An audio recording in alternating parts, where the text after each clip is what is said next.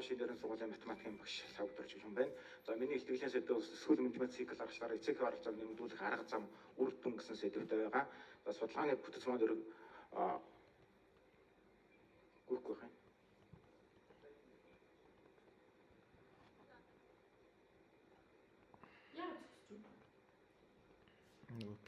За судалгааны бүтц маань удирдлагын онлын үндэслэл турш хэрэгжүүлсэн байдаг судалгааны үр дүнд дүгнэлт гэсэн ерөнхий бүтцтэй байгаа. За судалгаа хийх бас ерөнхий үндэслэл маань за энд нэг 2013 онд хийсэн судалгаанд сургалтын үйл ажиллагаанд эцэг эхийг оролцуулсан тогтмол зохион байгуулалт үр дүнтэй ажлуудаас нэрлэнэ гэсэн нэг асуулт байсан. За энэ асуултанд бол хот хөдөөгийн 500 гаруй багш сургалтын менежер хариулаад за тэр их давтамжийн дараалалаар нь харуулсан байгаа нэгдүгээр. За хоёрдугаар 2025 онд хийсэн нэгэн судалгаан дээр бас эцэг эхтэй харилцахад таны харилцаа ямар түвшинд төвчлэн явагдав гэсэн багш нараас авсан судалгаа байсан. За энэ багш нар эцэг эхийн оролцоог дүнэлтээ 68% нь мэдээлэл дамжуулах түвшинд, 24% нь хамтран шийдвэр гаргах түвшинд, 8% нь идэвхтэй хамтаа ажиллагаанд гэж хариулсан байсан. За эндээс бол ерөнхийдөө эцэг эхийн оролцоо бол мэдээлэл дамжуулах түвшинд нэгдүгээр хоёрдугаар эсвэл зөвхөн сургуулиас зохион болж байгаа үйл ажиллагаанд очдог гэж харагдсан. За эцэг эхчүүд өөрсдөө санаачлалаар сургуулийн үйл ажиллагаанд оролцож, сургууль болон суралцагчийн хөгжилд чухал нөлөөлөх шийдвэр гаргах боломж тааруу байна. За үүнээс сайжруулах арга зам байгаа юу гэсэн үүднээс уг судалгааг хийсэн байгаа. За судалгааны зорилго суралцагчдын хэрэгцээ шаардлагад үндэслэн тулгымцсан асуудлыг нь эцэг эхийн радикал оролцоотой үр дүнтэй шийдвэрлэхэд эсвэл менежмент цикл аргачлал тохиромжтой гэдгийг харуулахад орчин. За зорилгын хүрээнд бол дараах зорилтуудыг бол дэвшүүлж ажилласан байгаа. За энд ерөнхий боловсролын зорилго харагдаж байна. За тэр сурагчийг энэ зорилгод бүрэн дүүрэн хүргэхийн тулд за багш сургуулийн оролцоо, эцэг эхийн оролцоо аль аль нь чухал үүрэгтэй.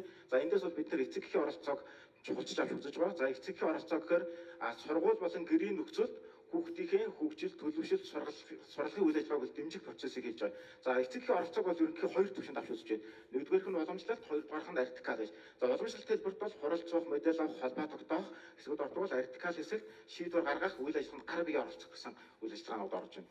За эцэг эхийн оролцооны талаар бол одоо Монгол улсад дэлхийн эрдэмтэд бол олон судалгаа хийсэн байна. За бид бол эндээс Эпштейний загварыг авч үзсэн. За Эпштейн гэдэг эрдэмтэн 10 жилийн судалгааныхаа үр дүнд бол эцэг эхийн оролцоог 6 хүрээнд авч үзсэн байдаг. За сургуулиуд бол энэ 6 хүрээний дагуу бол өөрөөсөө ажил зохион байгуулж өөрсдийн туршлагатай байх нь бол гарцаа байхгүй. Гэхдээ энэ 6 хүрээ жигд явж гэнэ үү гэдэг дээр бол асуудал байна гэж харсан. За жишээ нь шийдвэр гаргах хүрээг бол орхиулж гэнэ гэж үзсэн. За шийдвэр гаргах хүрээг үр дүнтэй авч явахад эсвэл менежмент цикл аргачлал бол тохиромжтой юм а гэж үзсэн. Тэгэхээр эсвэл менежмент цикл загвар гэж үгж хэлж байгаа. За байгууллага бол эрхэм зорилгоо тодорхойлоод за түүнийг тухайн жилд хамгийн чухал гэж үзэж байгаа асуудлуудыг тодорхойлж хамт олонны оролцоотой, сурагчийн оролцоотой, эцэг эхийн оролцоотой, төгсөгчдийн оролцоо шийдвэрлэх юм удирдлагын загвар байна. За эндээс бол бид нар зөвхөн эцэг эхийн оролцоог авч байгаа. Эцэг их өөрсдөө саналаа дэвшүүлээд, өөрсдөө үйл ажиллагаа хэрэгжүүлээд, өөрсдөө үр дүнгээ танилцуулах процесс гэж байна. За энэ нь бол өөрөө сургуулийн хамтран ажиллах субъектууд болох эцэг эхчүүдийн оролцоог хангах, тэдний хүсэл сонирхол хэрэгцээг сургуулийн үйл ажиллагаанд хэрэгжүүлж өгдөгөр юм бол даваа талтай юм процесс байна. За эцэг эхчүүдийг хэрхэн татан оролцуулах вэ? За сургууль бүр бол одоо 9 сард за анги бүр одоо эцэг эхийн хурал хийж байгаа. За тэр хурал дээр илүү загварчлал зохион байгуулалт илүү тохиромжтой. За нэгдүгээр сургуулийн үйл ажиллагаанд өөрөө оролцоотой хийж хэрэгжүүлэх шаардлагатай гэж үзэж би нэг асуудлыг дараах хүснэлтийн дагуу эцэг эх бүрээс авам. За нэгдүгээр багнанд бол за таны хүүхэд юм уу тухайн ангид ямар асуудал тулгамдж байгааг тэрийг бичүүлээд хоёрдугаар багнанд яаж шийдвэрлэх юм бэ? Өөрийн оролцоотой яаж шийдвэрлэх юм бэ гэдгийг бичүүлээд за хоёрдугаар тухайн ангийн эцэг эхчүүдийг за тохиромжтой 5-6 муу 7-8 хүнээ багтаа хуваагаад за баг бүрээс хамгийн чухал гэж байгаа 3 асуудлыг ярилцуулж гаргаж иж байна. За 3-дугаар баг бүрээс гарч ирсэн асуудлуудаас за тухайн ангид хамгийн чухал гэсэн 3 асуудлыг гаргаж иж байна. За ингээд ангид хэрэгжих 3 үйл ажиллагааг бэлэн болонгууд за нэгтгэсэн саналыг ангийн багш хариуцах эзэн арга үр дүн зэргийг бичээд сургуулийнхаа нийгмийн ажилтны юм уу сургалтын менежер төвч сургуулийн төлөвлөгөөнд босруулах ийм загвар байгаа маа. За яг энэ загварчлалаар шинэ ерөн сургууль 2012 оноос хойш турш хэрэгжүүлсэн байгаа. За энд бол сүүлийн 5 жилийн хугацаанд хэрэгжүүлсэн үйл ажиллагааг дээр судалгаа хийж үзсэн. За шинэ ерөн сургуулиас 2020-оос 2025 оны хугацаанд за 6 чиглэлээр 50 гаруй төрлийн 224 ажил хэрэгжүүлсэн байна. За энэ зөвхөн эцэг эхчүүдийн хийсэн ажиллагаа. За энд ангиллаар нь харуулсан. За ингээд ангиллж үзээд хийсэн ажиллагаанууд дээр судалгаа хийж үзэхэд ерөнхийдөө насныхаа онцлог ангийн онцлогоор бол төстэй байсан. 6-аас 7 дугаар ангид анги хамт олонны уур амьсгалыг дэвшлүүлэх ажлууд, нийгмийн харилцаа, мөрөн суралцах, суур ур чадвартай сурвалжчууд хэвтэлсэн байсан. За хоёрдугаар 8-аас 9 дугаар ангид хичээл сонголт холбоотой сургалт сурлын асуудлаас гадна ёс суртахуун нийгмийн хариуцлага гэх мэт хүмүүнлэг тал руу шилжчихсэн байсан. За 10-аас 12 дугаар ангид мэрэгжил сонголт ихтэй сургуулийн бэлтгэл тэтгэлэг хамрагдах талаар мэдээлэл сургалт ирээдүйд амжилттай байх ур чадваруудыг эзэмшээд илүү чиглэсэн байсан. За яг энэ хийгдсэн ажилуулгууд дээр нь за оролцсон эцэг их сурагчдаас асуулт авсан. За судалгаанд бол шинэ нэрийн сургуулийн 100 сурагч, 20 төгсөгч, тэдгээрийн 120 эцэг их оролцоо. За Google Form асуулга авч SBS програмаар боловсруулж үзсэн байгаа. За энд сурагч болон эцэг эхийн асуулгын найдвартай байдал харагдаж байна. За сурагчаас 21 асуулгаар асуусан. За найдвартай байдлын коэффициент нь бол альфа нь 1926 гарсан. Эцэг эхчүүдийн 23 асуулгаар авсан. За Коромбах альфа нь бол альфа нь 1913. За ингээд асуудал бол ерөнхийдөө боломжийн гэж үзээд цаашаа судалгааг үргэлжлүүлсэн байгаа. За мөн энэ дескриптив статистик үр дүн харагдаж байна. За энэ эцэг эх болон сурагчийн тус бүрд нь за дундаж стандарт хязгаарлалт скемнес крутес утгуудад нь харагдаж байна. За нэгсэн доо нормал тархалтыг шалгаж үзсэн. За крутес статистик скемнес үзүүлэлтүүд нь бол за модулаараа нэгээс бага гарсан учраас бид нар дараагийн судалгаа дараагийн параметрыг бол ашиглах боломжтой болсон. За ингээд эхлээд эцэг эхийн оролцооны хувьд авч үзсэн. За эцэг эхийн оролцооны хувьд авч үзэхэд за төлөвлөгөө боловсруулахад хувийн зүгээс итгэх танаалттай гаргадаг эцэг эхчүүд бол үйл ажиллагаанд тогтмол оролцдог юм байна гэдэг үр дүнг бол гаргаж авч чадсан нэгдүгээр. За хоёрдугаар эцэг эх болон одоо сурагчаас ялгаатай хоёр их олонлоос яг ижлэхэн асуулга авч үр дүнг нь бол T-тест дээр үнэлсэн байгаа. За T-тест дээр үнэлэхдээ нэгдүгээр хэрэгцээний хувьд ямар байгаа юм бэ? Хоёрдугаар ерөнхий чадрын хувьд ерөнхий асуулга авч үзсэн. Гуравдугаар хамгийн олон давтагдаж хийгсэн ажлуудын хувьд бол авч үзсэн.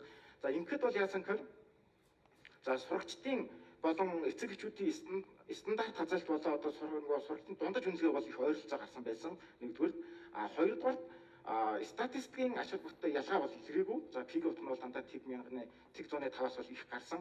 За ерөнхийд үнэлгээс харахад ер нь бол эцэг их болон хүүхдүүдийн одоо ойлголт бол эерэг ижил түвшинд байна гэдэг бол эндээс бол дүгнж харж чадсан байгаа. За гуравдугаар бол бид нар яасан гэхээр эцэг их болон хүүхдүүдийн авсан санал асуултан дээр бас корреляци анализ хийж үзсэн байгаа. За эндээс яасан гэхээр үйл ажиллагааны төлөвлөгөө боловсруулахад итгэх санаачлагтай оролцох үед за санаачилсан ажилтнанд бодит ажил хэрэг болон хэрэгжүүлэх, төлөвлөсөн үйл ажиллагааны хэрэгжлэнд тогтмол оролцох, сурагчдын хөгжил төлөвшөлд өөрчлөлт авчирна гэдэг гэх зэрэг асуултуудтай бол ач холбогдолтой эерэг хамааралтай байсан. За дараагийн дугаарт эцэг эхчүүдийн санаачилсан хэрэгжүүлэх үйл ажиллагаанд эцэг эхчүүд тогтмол бичлэн оролцох үед хүүхэд эцэг эхтэйгээ санал бодлоо хуваалцдаг байдал нь эерэг ач холбогдолтой байсан. За мөн хэрэгжүүлсэн үйл ажиллагаанд сайнаар нөлөөлөхөд харилцаа хандлага сайжирсан, зорилгоо ухамсарлалт нөлөөж ирсэн зэрэг энэ байдлуудтай бол эерэг ач холбогдолтой байсан гэж. За дараагийн дугаарт бол сурагчдын асуудал хоорондоо корреляц хамаарал хийж үзсэн. За ингээд сургуулийн менежментэд эцэг эхийн оролцож тодорхой үйл ажиллагааг төлөвлөн хэрэгжүүлэх нь сурагчдын хөгжил төлөвшөлт бодит өөрчлөлт бий болгох итгэл нь за сурагчдын үйл ажиллагаанд идэвхтэй оролцоотой мөн эцэг эхтэйгээ санал бодлоо хуваалцдаг байдал хэрэгжүүлэх үйл ажиллагаанд хүүхд өөрт нь сайнаар нөлөөлөх энэ байдлуудтай бол эерэг ач холбогдолтой байсан гэж үнэлсэн. За ингээд ер нь эсхүүл менежмент цикл аргачлалыг ашигласнаар ер нь бид нар ийм гарах дүгнэлтэнд бол хүрсэн байна. За нэгдүгээр эцэг эх нэг бүрийн саналыг тусгадаг тул сургуулийн төлөлт боловсруулах суралцлагын асуудлыг шийдвэрлэхэд эцэг эхийн оролцоог нэмэгдүүлэх боломжийг нээж өгч байна гэж үзсэн. За хоёрдугаар эцэг эхчүүдийн төлөвлөж хийсэн ажлууд тухайн анги бүлэг сурагчдын хэрэгцээ сонирхолд нийцэж хөгжил төлөвшөлд эргээр нөлөөлж байна гэж үзсэн. За гуравдугаар сургуулийн үйл ажиллагаанд эцэг эхийн саналыг тусгаж хэрэгжүүлэхэд эцэг эхчүүд сургуулийн үйл ажиллагаанд илүү сэтгэл ханамж өндөртэй харилцан ойлголцол нь бол илүү сайжирч байна гэж үзсэн. Дөрөвдүгээр судалгааны дүнгээс харахад боловсролын орчин дахь эцэг эхийн оролцоо тэдний хийсэн ажлууд нь зөвхөн сурагчдын сургалтын амжилтыг дэмжиж чиглэгдэх бос хүүхдийн нийгмийн харилцаанд оролцох чадвар, хувь хүний төлөвшөл, бүтээл саналгыг төлөвшүүлэхэд үр дүнтэй байна гэж үзсэн.